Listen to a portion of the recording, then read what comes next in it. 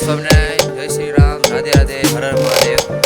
આજે આપણે આ મંદિરમાં નીકળી સીતાપુર જવાના છીએ, રુદ્રપ્રયાગ જવાના છીએ। સીતાપુર આપણી રાત રોકાવાની છે, કાલે આપણે કેદારનાથ ચડશું, એટલે આજ રાતે આપણે સીતાપુર રોકાઈ તમને દર્શન કરાવશું। આજે પણ ઠંડી થોડી વધારે છે, ધુવાળા કાઢી નાખ્યા, કાલ કરતાં ઓછી છે, આજ વધારે થોડી હોય। મળીએ આપણે સીતાપુર।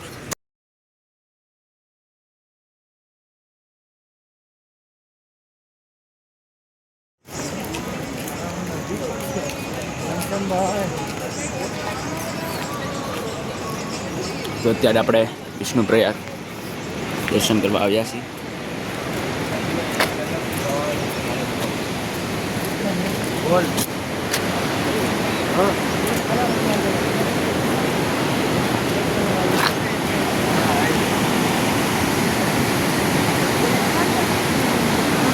આ છે વિષ્ણુપ્રયાગ।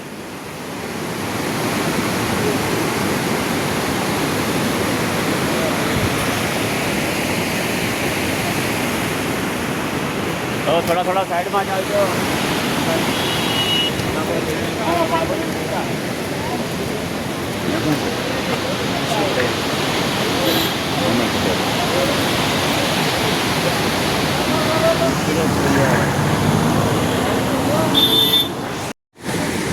સામેની જે નદી આવે છે એ ધોળીગંગા આવે છે અને અહીંયાથી જે નદી આવે છે એ અલકનંદા આવે છે અને આ બેનું સંગમ થાય છે જેને વિષ્ણુપ્રયાગ કહેવાય છે। Thank you for your information. You are welcome. આપણને આ સ્વામીએ અત્યારે ઇન્ફોર્મેશન આપી છે। આ સ્વામીનું નામ ગુણસાગર સ્વામી છે।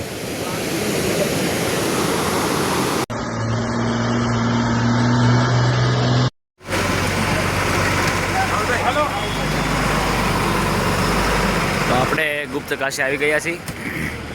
હવે આપણે એમને દર્શન કરાવશું, જો અંદર એલાઉડ હશે તો।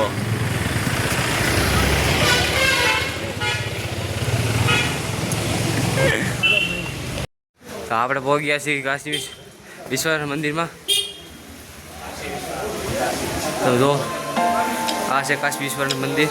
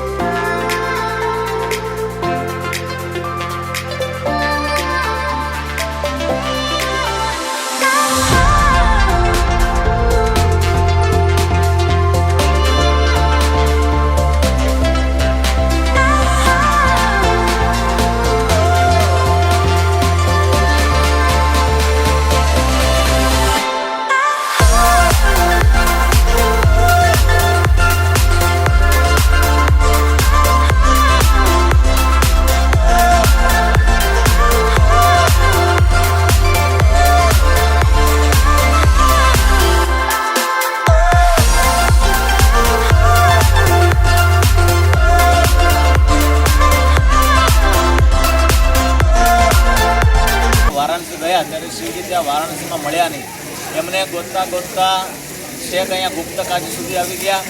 શિવજી પાંડવોથી નારાજ હતા, કારણ કે એમણે બ્રહ્મત્યા પુત્રહત્યાનું પાપ લાગેલું હતું। એ પાપનું પ્રાયશ્ચિત કરવા માટે તેઓ શિવજીને પ્રસન્ન કરવા માગતા હતા, પરંતુ શિવજી નારાજ હતા।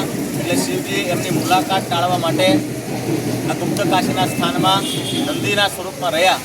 પાંડવો ગોતતા ગોતતા જ્યારે અહીં આવ્યા ત્યારે ભીમે નંદી સ્વરૂપે રહેલા શિવજીને ઓળખી લીધા અને એમને પકડવા માટે જ્યારે પ્રયાસ કર્યો ત્યારે એમનું પૂંછ હાથમાં આવી ગયું અને આ જગ્યા ઉપર શિવજી જમીનની અંદર અદૃશ્ય થઈ ગયા, ગુપ્ત થઈ ગયા।